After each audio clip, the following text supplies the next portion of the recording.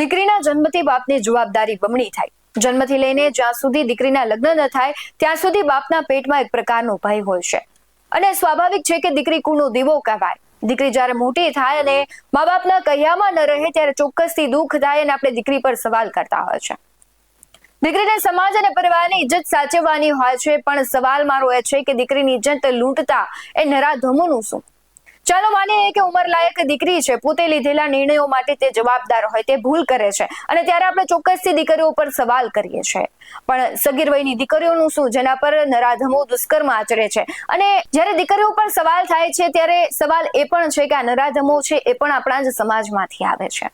સામાજિક દૂષણો વધવા પાછળ માત્ર દીકરીઓને જવાબદાર ન ગણી શકાય, કારણ કે ગુજરાતના મહેસાણાથી જે ચોંકાવનારા આંકડા સામે આવ્યા છે તે અનેક સવાલ માણસની માનસિકતા પર કરે છે. માત્ર મહેસાણા જિલ્લામાં જ 9 મહિનામાં 341 સગીરા પ્રેગ્નેન્ટ થઈ છે. હવે આના માટે જવાબદાર કોઈ સંબંધની જે મર્યાદાઓ છે હવે નથી દેખાઈ રહી.